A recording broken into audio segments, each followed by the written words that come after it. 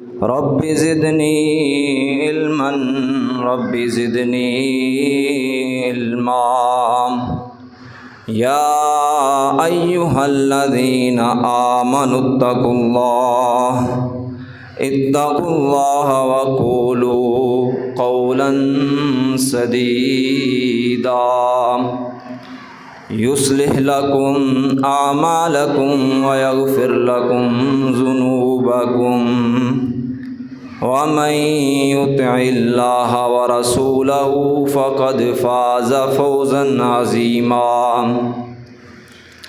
اما بعد فاعوذ باللہ من الشیطان الرجیم بسم اللہ الرحمن الرحیم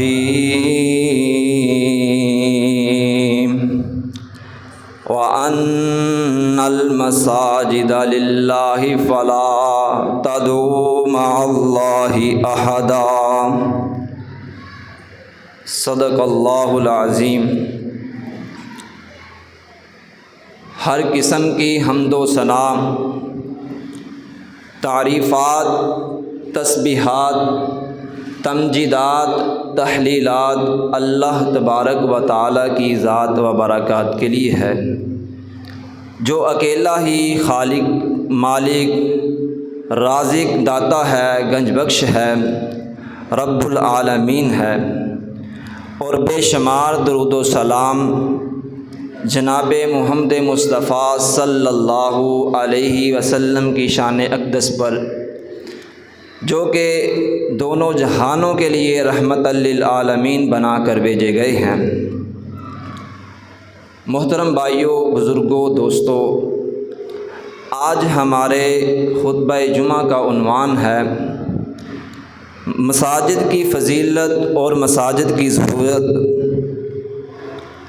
جو آیت میں نے آپ احباب کے سامنے پڑھی ہے، وَأَنَّ الْمَسَاجِدَ لِلَّهِ فَلَا تَدْعُوا مَعَ اللَّهِ أَحَدًا، اس آیت مبارکہ میں اللہ تعالیٰ فرما رہے ہیں بے شک جو مسجدیں ہیں، جو اللہ کے گھر ہیں، ان میں اللہ کے سوا کسی دوسرے کو نہ پکارا جائے، اور ان مسجدوں کے ساتھ محبت کرنے والوں کی بہت زیادہ فضیلت بیان کی گئی ہے، اور جو اہل ایمان لوگ ہیں ان کا دل ان مسجدوں کے ساتھ جڑا رہتا ہے۔ قیامت کا روز ہوگا، اس دن بہت زیادہ شدت والا وہ دن ہوگا جس دن انسانوں کے سروں سے کچھ ہی فاصلے پر سورج ہوگا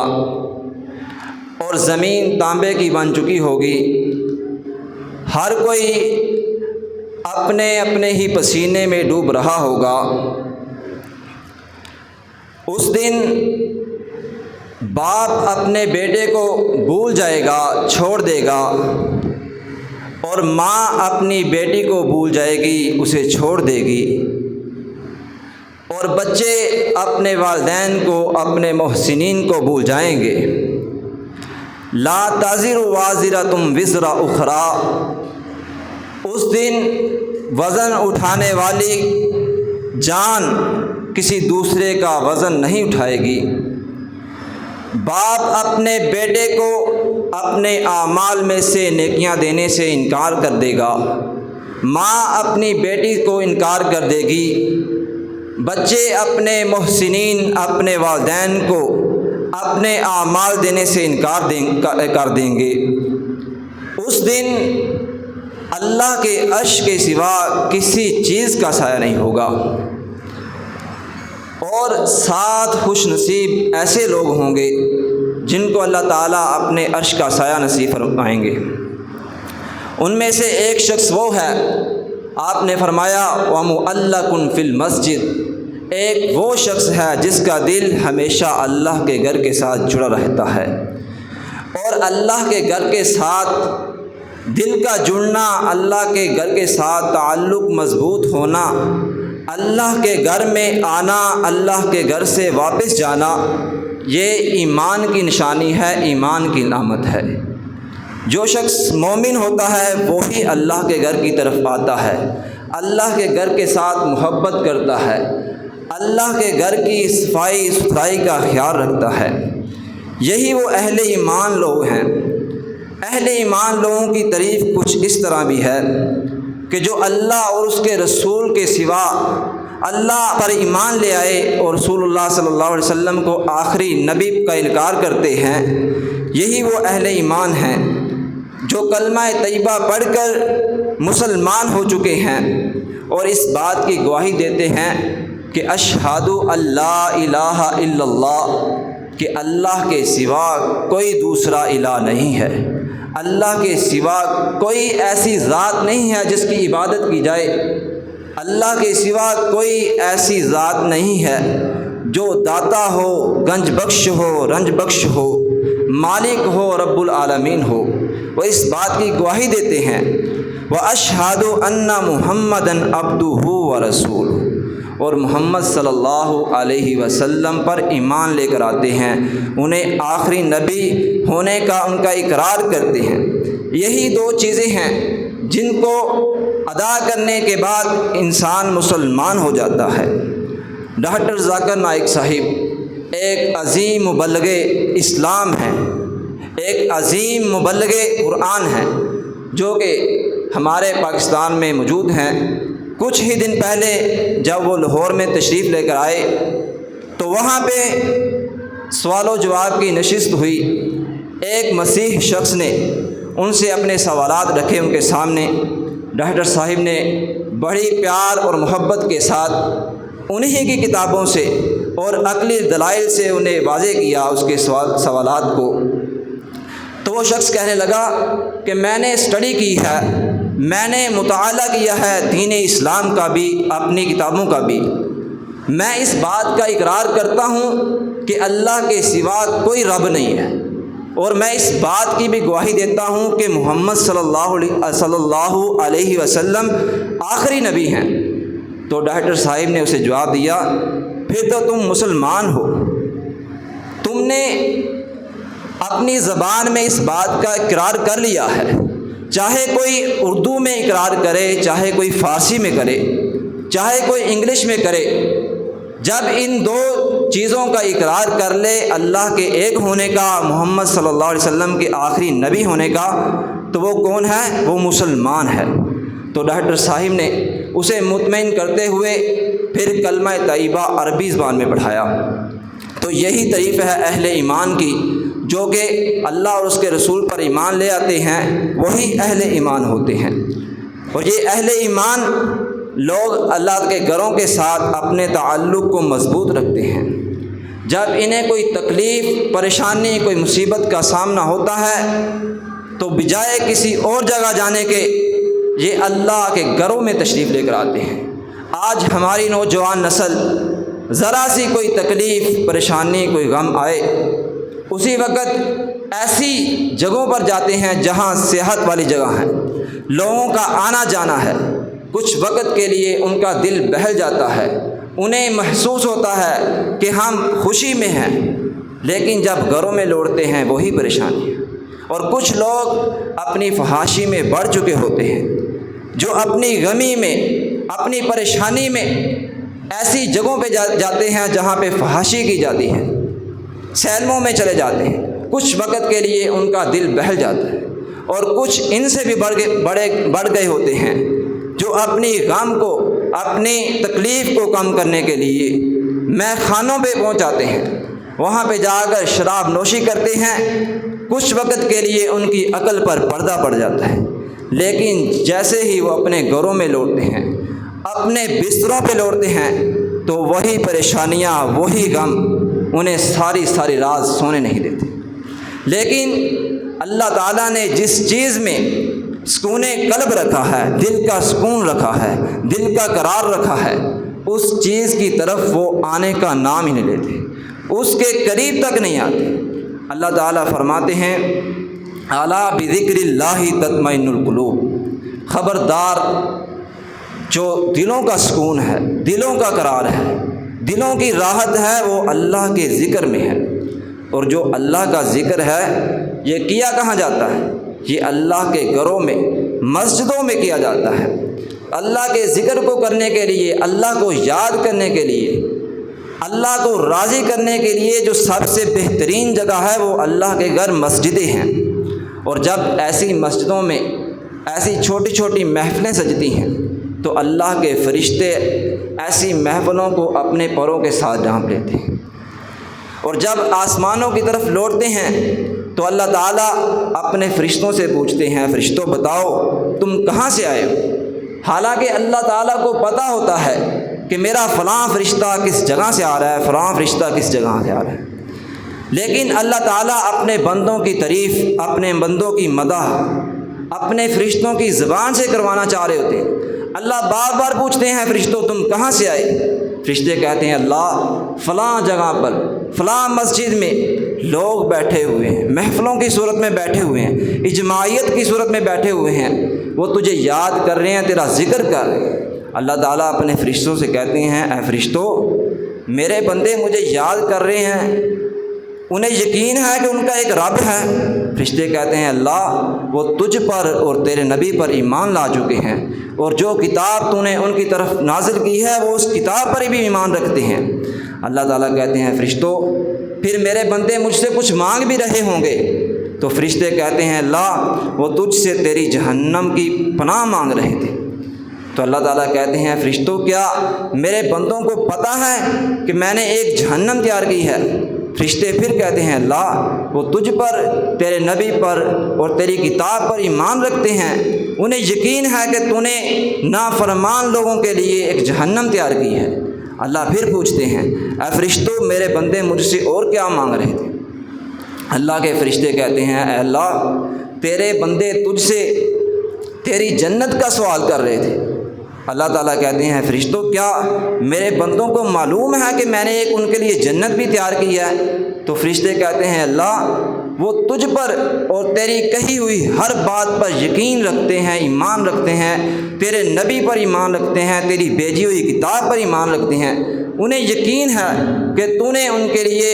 انعام و اکرام تیار کر رکھا ہے جنت کی صورت میں۔ یہ وہ اہل ایمان لوگ ہیں جو اپنے دلوں کا سکون حاصل کرنے کے لیے مسجدوں کی طرف رخ کرتے ہیں۔ تیرے اور میرے پاک پیغمبر جناب محمد مصطفیٰ صلی اللہ علیہ وسلم جب بھی تیرے اور میرے پاک پیغمبر کا نام نامی اسم گرامی آئے تو پیار اور محبت کے ساتھ ان پر درود پڑھیے، کیونکہ آپ علیہ السلام کا فرمان ہے کہ جو شخص مجھ پر ایک مرتبہ درود پاک پڑھتا ہے اللہ تعالیٰ اس پر 10 رحمتیں نازل کرتے ہیں، اس کے 10 گناہ معاف کرتے ہیں، گناہوں کو معاف ہی نہیں کرتے بلکہ نیکیوں میں تبدیل کر دیتے ہیں اور 10 نیکیاں دیتے ہیں اور 10 درجات بلند کرتے ہیں۔ اس لیے جب بھی تیرے اور میرے پاک پیغمبر کا نام نامی اسم گرامی آئے تو پیار اور محبت کے ساتھ ان پر درود پڑھیے۔ جناب محمد مصطفیٰ صلی اللہ علیہ وسلم ان کی ساری زندگی مسجد سے تعلق مضبوط رکھنے کے لیے ہمیں درس دیتی ہیں۔ جس طرح ہمارے گھروں میں ہماری مصروفیات ہیں اسی طرح ہمارے پیارے نبی کریم صلی اللہ علیہ وسلم کی بھی مصروفیات تھی، ان کی بھی بیویاں تھیں، بیٹیاں تھیں، ان کے گھروں میں کئی دنوں تک فاقے چلتے تھے، معیشت کی کمی تھی، ہر طرح کی پریشانی تھی، بلکہ آپ علیہ السلام کا فرمان ہے کہ اس دنیا میں 5 انبیاء کرام علیہ السلام ہیں جن پر سب سے زیادہ مشکلات آئیں، سب سے زیادہ جن کو تکلیفوں کا سامنا کرنا پڑا، مشکلات کا سامنا کرنا پڑا، ان میں سے سب سے پہلے حضرت موسیٰ علیہ السلام ہیں جن کو بچپن سے لے کر جوانی اور بڑھاپے تک مشکلات کا سامنا کرنا پڑا۔ ان کے بعد حضرت عیسیٰ علیہ السلام، اسی طرح یوسف علیہ السلام 12-13 سال کی عمر میں ہی بھائیوں نے حسد کی بنا پر کنویں میں ڈال دیا اور ساری زندگی تکلیفوں کے ساتھ مشکلات کے ساتھ گزاری اور اپنے مخالفین کو معاف کر کے بتایا کہ مشکلات میں بھی صبر کرنے کا بہت زیادہ اجر ہے۔ اور حضرت ابراہیم علیہ السلام اپنے بچپن سے لے کر آگ کے کنویں تک اور بیت اللہ میں گھر بسانے تک سارے جو زندگی گزری مشکلات میں، اور تیرے اور میرے پاک پیغمبر فرماتے ہیں ان نبیوں سے بھی زیادہ سب سے زیادہ جس پر تکلیفیں آئیں، مشکلات آئیں، پریشانیوں کا سامنا کرنا پڑا، تکلیفوں کا سامنا کرنا پڑا، وہ میں محمد ہوں صلی اللہ علیہ وسلم۔ لیکن اس کے باوجود، اتنی مشکلات کے باوجود، اتنی تکلیفوں کے باوجود، آپ علیہ السلام جیسے ہی اذان کی آواز سنتے تو آپ علیہ السلام اپنی ساری مصروفیات کو ترک کر کے نماز کے لیے آ جاتے، اپنی ساری ضرورتیں مسجد میں بیٹھ کر اللہ سے مانگتے۔ آج ہمارے نوجوان آن لائن استخارہ کرواتے ہیں، آن لائن سب کچھ حاصل کرنا چاہتے ہیں۔ کبھی آؤ اپنے رب کے در پر، کبھی اس کے قرآن کو کھول کے دیکھو، کبھی اس کی پریس کانفرنس کو سن کے دیکھو، دیکھنا وہ اس پریس کانفرنس میں تجھے تیرے سوالوں کا جواب دے گا۔ جب تم کہو گے کہ میں پریشانیوں میں ہوں، تکلیفوں میں ہوں، میں غم زدہ ہوں، تو اللہ تعالیٰ فرمائیں گے لا تقنطوا من رحمت اللہ، میری رحمت سے کبھی مایوس نہ ہونا۔ بلکہ آپ علیہ السلام کا فرمان ہے کہ اگر مجھے اپنی جوتی کا ایک تسمہ بھی چاہیے ہو تو وہ بھی میں اپنے رب سے مانگوں، کبھی کسی کے سامنے اپنے ہاتھ کو نہ پھیلاؤں۔ اور اللہ تعالیٰ سے مانگنے کی سب سے جو بہترین جگہ ہے وہ اللہ کے گھر مسجدیں ہیں۔ ایک دن آپ علیہ السلام انتہائی بیمار تھے، مسجد جانے کے لیے بے چین ہیں، لیکن جسم میں اتنی کمزوری ہے کہ مسجد جانے کی کوشش کے باوجود بھی ناکام رہے۔ لیکن دو صحابہ کرام کو بلوایا اور ان کے کاندھوں پہ ہاتھ رکھے اور اپنے پاؤں گھسیٹتے ہوئے مسجد تک پہنچے۔ صحابہ کرام بتاتے ہیں جب نبی علیہ السلام مسجد میں پہنچے تو جیسے وہ جس راستے پہ آئے تھے اس راستے پہ آپ صلی اللہ علیہ وسلم کے نشانات، آپ کے قدموں کے گھسٹتے ہوئے جو نشانات تھے وہ باقی تھے۔ لیکن آج جمعۃ المبارک کا دن ہے، مسجد سے اذان کی آواز لوگوں کے گھروں تک پہنچ چکی ہے، لیکن اس انتظار میں ہیں کہ امام صاحب آئیں گے، خطبہ پڑھیں گے، آدھا گھنٹہ گزرے گا تو پھر مسجد میں پہنچیں گے۔ بلکہ جمعۃ المبارک کا جو سنت طریقہ ہے وہ یہ ہے کہ مسجد میں جب سب سے پہلی اذان ہو جائے تو لوگ آنا شروع کر دیں، اور جب کچھ وقت کے بعد دوسری اذان ہو، خطبہ جمعہ شروع ہو تو مسجد میں سب لوگ پہنچ چکے ہوں۔ اور امام کے لیے حکم یہ ہے کہ وہ اپنے خطبے کو کم کرے، تھوڑا کرے، تاکہ لوگ پریشان نہ ہوں، کیونکہ لوگ اپنے کاروباروں کو چھوڑ کر مسجد میں آئے ہوتے ہیں اور ان کے لیے زیادہ علم بیان کرنا بھی ان کے لیے مشکلات کا سامنا ہوتا ہے۔ ایک بات انہیں سمجھ آنی ہوتی ہے کہ اس کے بعد دوسری بات بیان کر دی جاتی ہے تو پہلے والی بھی اڑ جاتی ہے۔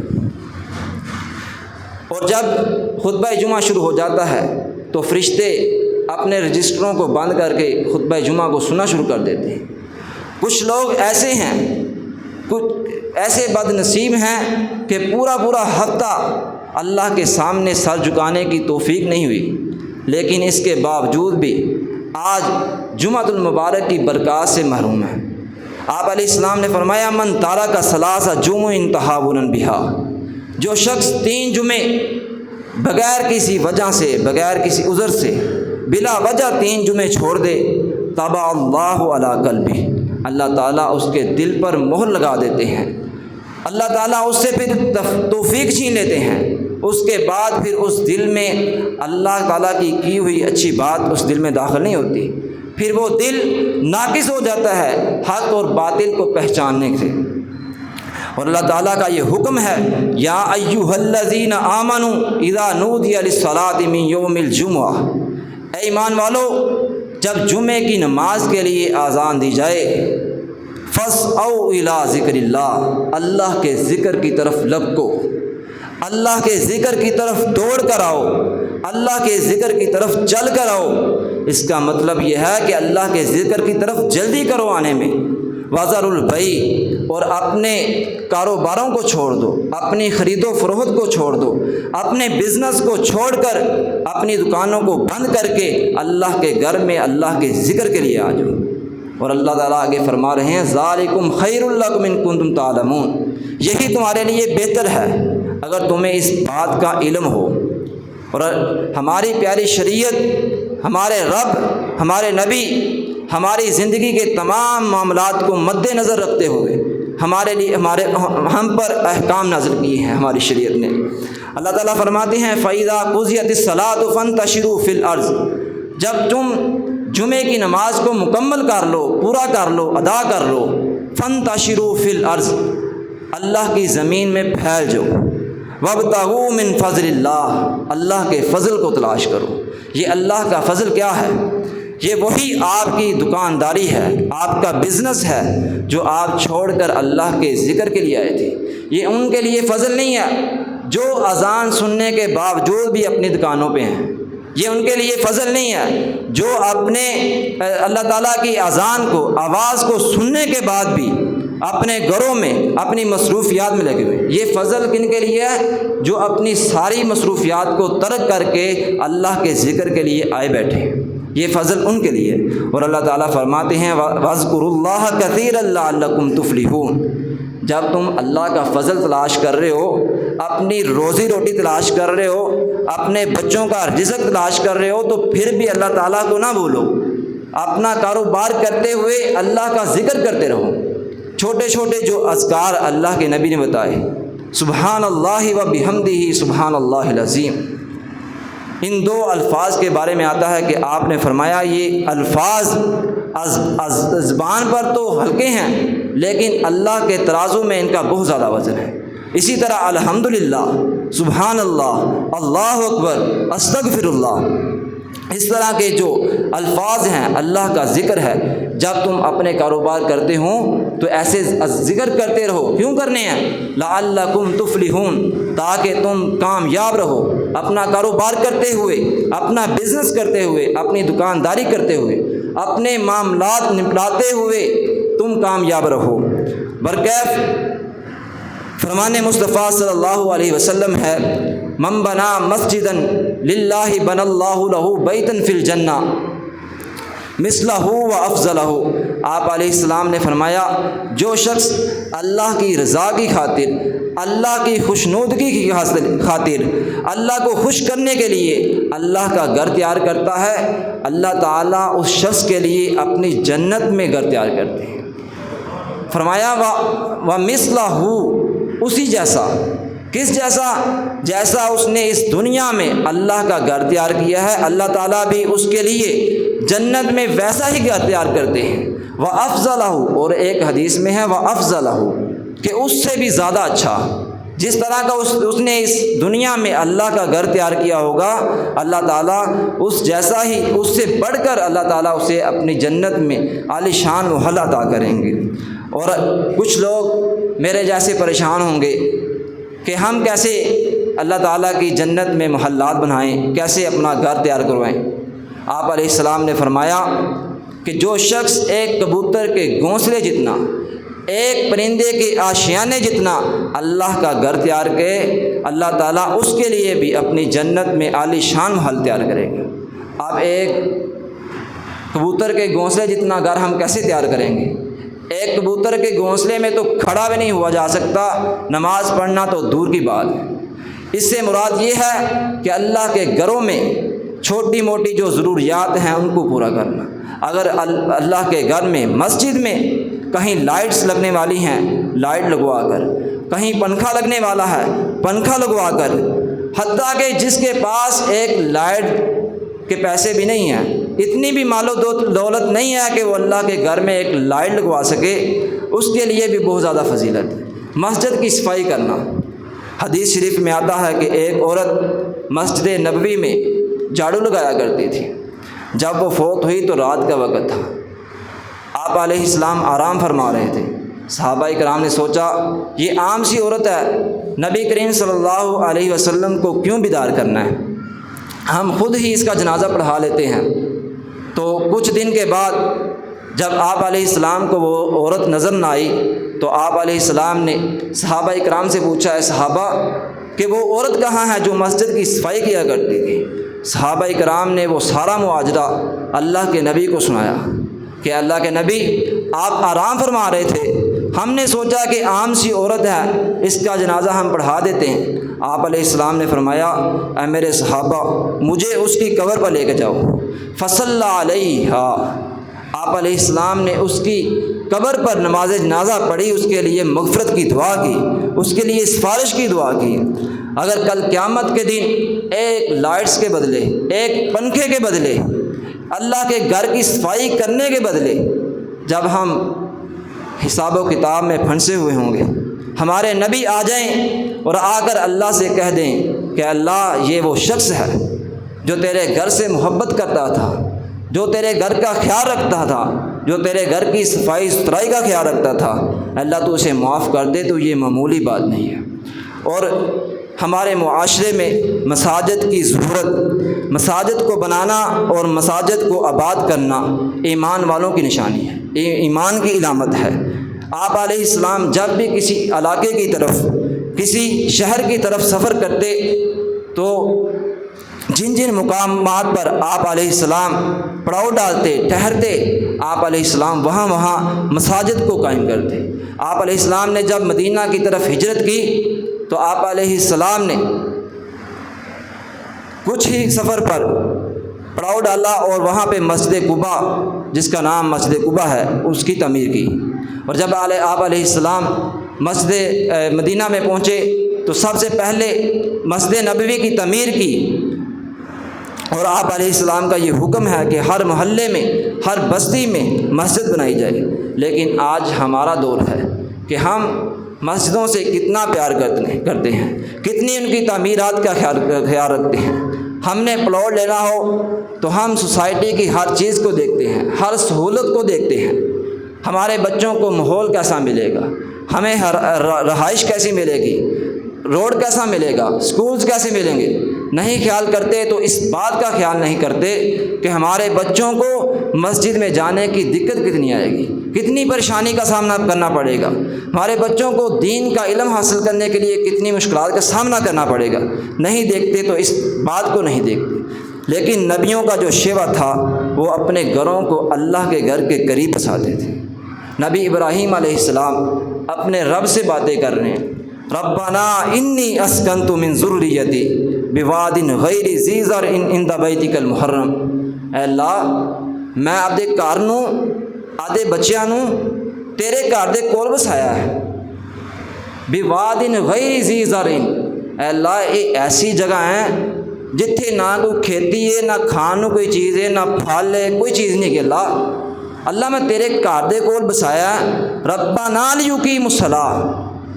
میرا مقصد یہ آ کہ تیری نماز قائم کرن، تینوں یاد کرن، تیری خوشنودگی حاصل کرن۔ جدوں اللہ تعالیٰ دے ہاں بڑیاں بڑیاں قربانیاں دتیاں جان تو اللہ تعالیٰ پھر بڑیاں بڑیاں دعاواں بھی قبول کر دیں۔ نبی ابراہیم علیہ السلام نے جب اتنی بڑی قربانی دی تو اللہ سے ساتھ ہی دعا کی، فَاجْعَلْ أَفْئِدَةً مِّنَ النَّاسِ تَهْوِي إِلَيْهِمْ، اے اللہ میں ایسی جگہ تے آدھے گھراں بسا تا دیتا ہے جتھے نہ بندہ نہ بندے دی ذات، صرف تیرا گھر ہی گئے تھے، اے اللہ لوگاں دے دلاں نوں اس گھر دی طرف مائل کر دے۔ اج تسی دیکھدے جی جہاں اس جگہ تے چلا جاندہ ہے وہ یہو ہی خواہش کرتا ہے کہ میری موت میرا آخری مقام ہی ہوئے، تے جڑا اس جگہ تو واپس آ جاندہ ہے ان دی بھی یہو ہی خواہش ہے کہ دوبارہ اسی جگہ تے لوٹ جائے۔ اے اللہ نے آدھے نبی ابراہیم علیہ السلام دی کی کیتی ہے، دعا قبول کیتی ہے۔ اور اللہ دے نبی نے ابراہیم علیہ السلام نے ایک اور دعا کیتی ہے، اللہ وَارْزُقْهُم مِّنَ الثَّمَرَاتِ لَعَلَّكُمْ يَشْكُرُونَ، اے اللہ اتنے تک کوئی شاہی نہیں کی کھانا، اے اللہ اتنے تک کوئی شاہی نہیں کی، نہ کھیتی نہ باڑی، اے اللہ انہوں نے پھلاں دا رزق دے۔ آج تسی وہ بھی دیکھ دے ہو، پوری دنیا پھر لو، کسے شہر تو،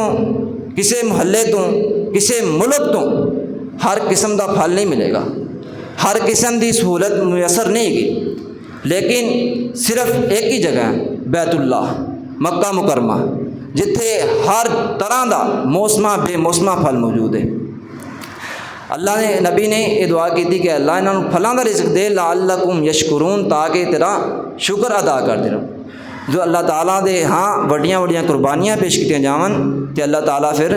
دعاواں بھی بندے نے قبول کر دینے۔ جدوں عظیم قربانی ہوئے تو پھر اجر بھی اندر عظیم ہوندا ہے۔ یہ مسجدیں جو ہیں یہ اللہ کے گھر ہیں، ان گھروں میں اللہ کے سوا کسی کو نہ پکارا جائے، اور جو اہل ایمان ہیں وہ اللہ کے گھروں کے ساتھ اپنے تعلق کو مضبوط رکھتے ہیں، اور جو مساجد ہیں یہ دین اسلام کے مراکز ہیں، اسلام کی تبلیغ اور اسلام کا پیغام مسجدوں سے ہی نشر کیا جاتا ہے۔ مسجد دین اسلام کے ہیڈ کوارٹر ہیں، مسجد دین اسلام کی عظیم درسگاہیں ہیں، اور روئے زمین پر سب سے جو بہترین ٹکڑا ہے وہ اللہ کے گھر مسجدیں ہیں۔ دعا ہے کہ اللہ تعالی ہم سب کو اپنے گھروں کے ساتھ محبت، الفت اور عقیدت کی توفیق عطا فرمائے۔ وما توفیقی الا باللہ۔ کہے سنے میں جو کمی پیشی ہے وہ میری طرف سے